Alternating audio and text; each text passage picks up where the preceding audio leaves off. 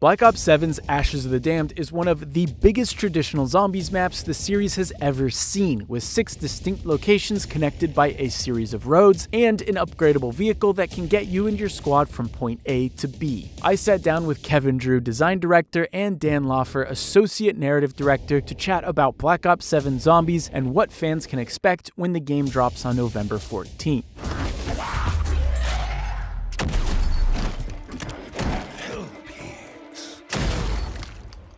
Or be killed. Ashes of the Damned is a spiritual successor to Transit from Black Ops 2, a zombie map also spanning multiple locations. Unlike Transit though, Ashes of the Damned's primary mode of transportation is a pickup truck fondly referred to as Old Tessie. Unlike the bus from Transit, which couldn't be operated, Old Tessie can be driven, upgraded, and damaged if you aren't careful. Its primary purpose is to help you get from one point of interest to another by traversing the deadly fog.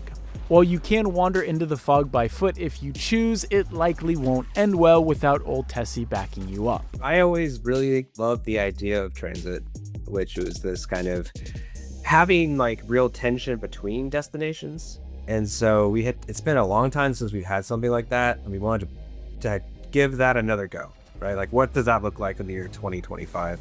The truck is a big part of it, but it isn't just for transportation. Upgrades can be found throughout the map, including a mounted turret and the Pack-a-Punch machine. Yes, the Pack-a-Punch machine is on the truck itself, and it doubles as a boost for Old Tessie. Most of the upgrading takes place in a garage in Ashwood, one of the major points of interest on the map. The location also acts as a sort of hub. If your team abandons Old Tessie for one reason or another, it can be summoned back to the garage. Ashes of the Damned features 6 major points of interest: Janus Towers Plaza, Van Dorn Farm, Blackwater Lake, Ashwood, Exit 115, and Zarya Cosmodrome. Connecting all these locations are the aforementioned fog. According to Drew and Loffer, because Ashes of the Damned takes place in the Dark Ether, a mysterious alternate dimension or something of the sort, they can pull locations from different time periods and areas in order to create a varied world map. Ashwood, which resides in the center of the map, is from the 1850s, while Exit 115 feels like a throwback to Transit's diner. Despite each area having their own history, all these locations tie together thematically, but the developers weren't ready to say how. So each area definitely has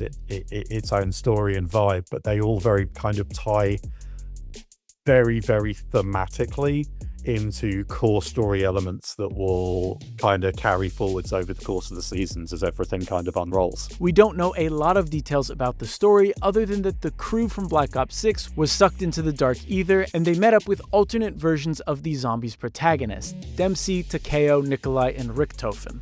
Apart from Takeo's voice actor, the original cast will return, including Nolan North, Stephen Blum, and Fred Tatasciore. You can play as any of the 8 characters, and their dialogue will change depending on who's in your crew. Directed mode from Black Ops 6 will also make a return. This mode guides players through the story of Ashes of the Damned. However, like on previous maps, it won't be available on day 1, that way players who enjoy solving the puzzles and uncovering the mysteries can do that without spoilers. As someone who loves zombies but rarely has time to figure out all the hidden objectives anymore, I very much appreciate directed mode. In addition to standard and directed mode, Black Ops 7 is adding cursed mode. This is a high difficulty undertaking that harkens back to some traditional zombies mechanics, like limited loadouts. One example that Drew and Loffer noted is that Curse Mode will bring back the old point system, which lets you maximize your points by killing zombies in specific ways.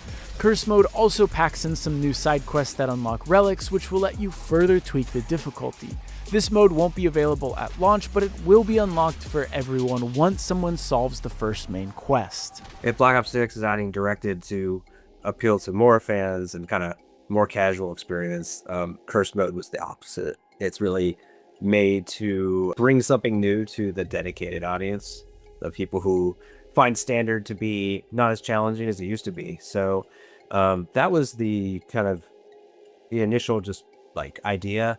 And we really wanted to kind of add layers to that experience. And we know that those people are always seeking like additional quests and Easter eggs. So we wanted to build something that just had a lot of that in there. Alongside Ashes of the Damned, Black Ops 7 brings back survival maps which will let you play classic round-based zombies on smaller locations. These maps, at least for launch in Season 1, are locations from Ashes of the Damned. The first one will be Van Dorn Farm, the same map playable in the Zombies beta from earlier this year. Exit 115 and Zarya Cosmodrome will be added during Season 1. Black Ops 7 also brings with it some expanded loadout options. As Drew explained it, the augments, gobblegums, and enhancements have been expanded rather than redone this time around, so some of these upgrades you'll recognize while others are brand new. The newest addition to the Perca-Cola lineup is Wisp Tea, which summons a wisp after killing zombies that will help you in combat. Of course, it comes with a series of minor and major augments to further customize its effects,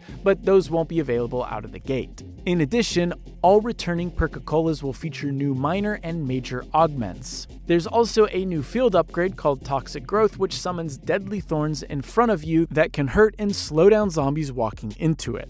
Frankly, there are a lot of new additions to the enhancements in Black Ops 7 Zombies, and I'd be here a lot longer if I went over each and every one.